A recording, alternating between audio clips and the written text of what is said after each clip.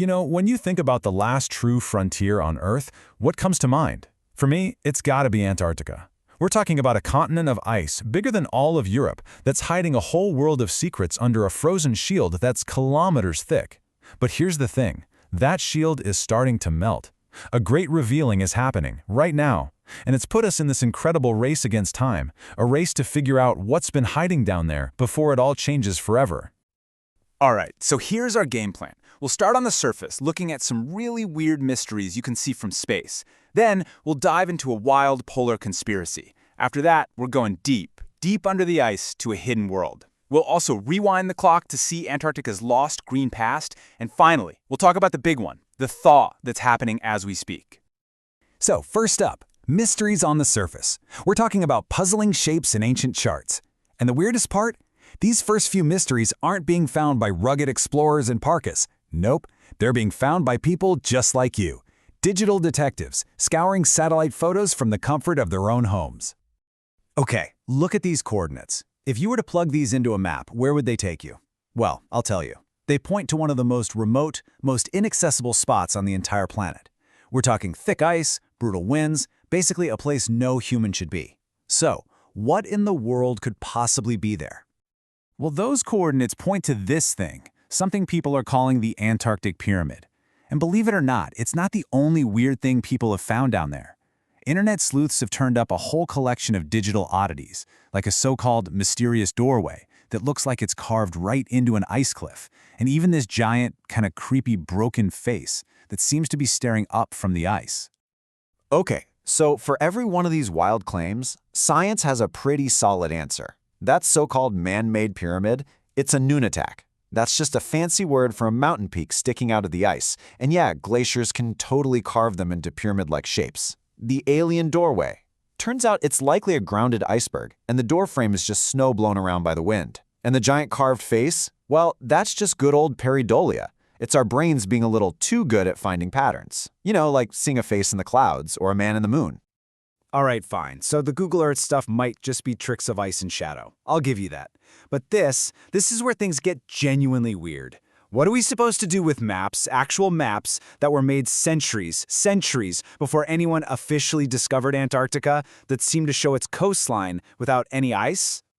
Let's take a look at the two big ones, the Piri-Reis map from 1513 and the Orans-Fine map from 1531.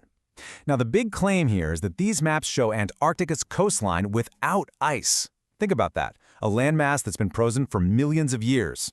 The question is, how could they possibly have known that? Well, the scholarly consensus has a different take. Historians say the Piri-Reis map probably just shows the coast of South America, but it's all bent out of shape to fit on the animal skin it was drawn on. And the Orans-Fine map? That's likely showing a theoretical concept called Terra Australis. Basically, old-school mapmakers thought there had to be a giant southern landmass to, I guess, balance out all the land in the north. It wasn't a real place, just an idea. So we move from ancient maps to modern myths. This whole idea of a hidden history, of Antarctica being some kind of forbidden continent, it really takes off in the 20th century. And it morphs into one of the most stubborn conspiracy theories out there, that there was a secret Nazi superbase hiding under the ice. And what's wild is that, like a lot of these theories, it starts with a little bit of truth. So fact, in 1939, Germany sent an expedition down there to a part of Antarctica they called New Swabia. The official reason was to scout for a whaling station. Fact number 2, after World War II, a couple of German U-boats just showed up and surrendered in Argentina months after the war ended.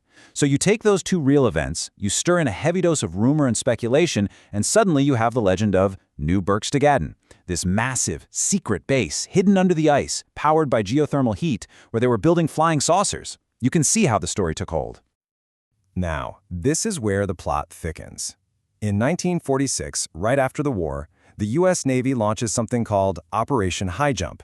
And let me tell you, this was no small science trip.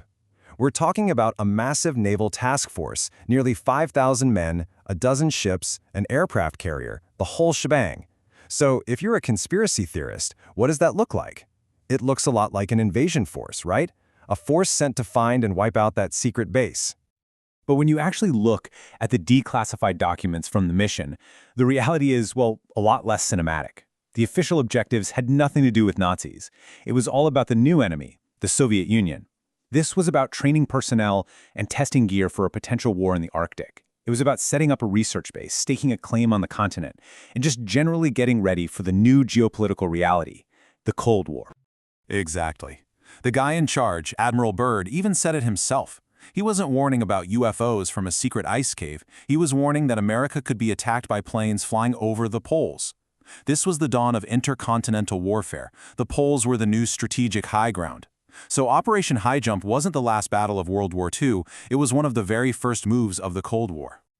Okay, so we've debunked the internet rumors and the post-war myths. But now we get to the really good stuff. Because the truth of what's actually under the ice is, and I'm not kidding, way more incredible than any fiction. We're about to go to a world no one has ever seen. So, first up in this hidden world, meet the Gamburtsev Mountains. I want you to picture the European Alps. Now, bury them completely under kilometers of solid ice. That's what we're talking about. A mountain range as vast as the Alps that no human eye has ever directly seen. They're basically a ghost mountain range. And get this, the peaks of these ghost mountains reach up to 3,400 meters high. But what's really mind-blowing is that the ice didn't crush them. It perfectly preserved them. It's like a time capsule. When scientists use ice-penetrating radar to look at them, they're literally seeing a snapshot of Antarctica's landscape from 34 million years ago, right before the whole continent went into a deep freeze. You'd think a hidden mountain range would be the biggest secret, right? Wrong. Hidden between these ghost mountains, there's something even more incredible.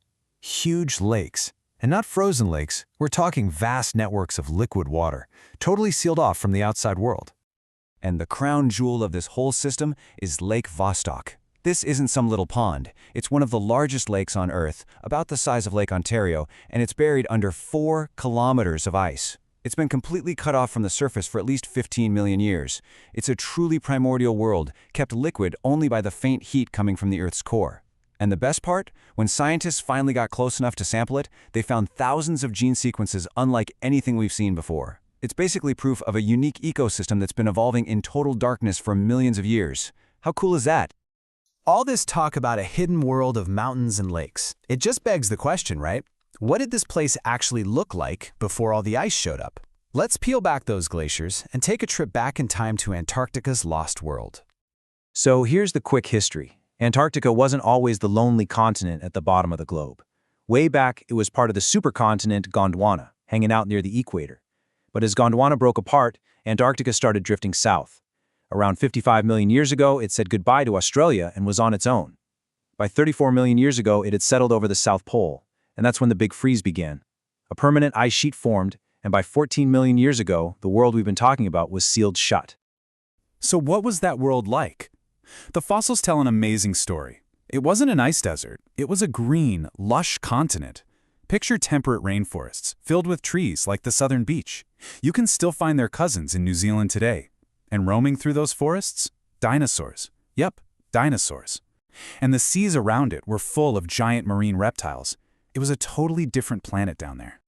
You know, there's a really powerful and tragic story about how we first learned this. When the bodies of the famous explorer Robert Falcon Scott and his team were found in 1912 after their doomed trip back from the South Pole, they had something with them. They jettisoned all their extra gear, everything they could to survive, but they kept 35 pounds of rocks. Why? Because there were fossils. They knew, even as they were dying, that these fossils were the proof, the absolute proof that this frozen wasteland was once green and alive. What an incredible testament. And that brings us full circle, right back to today, and back to that race against time. Because everything we're learning about Antarctica's secret past has huge implications for all of our futures.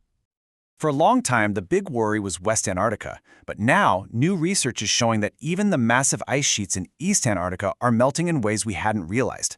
The best way to think about these ice shelves is like giant dam walls holding back all the glaciers on the land, but warm ocean water is getting underneath them and eating away at them from below. And if those dams break, it could unleash a torrent of land ice into the ocean, which would accelerate sea level rise for everyone everywhere. So here's the incredible paradox we're living in. We're in this frantic race to understand the secrets that have been locked away under the ice for millions of years, ghost mountains, ancient lakes, you name it.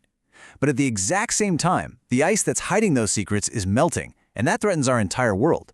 It's revealing a lost world, but at a potentially catastrophic cost, which leaves us with a huge question, and want to leave with you. As Antarctica's ice disappears, are we really prepared for the worlds it's going to reveal?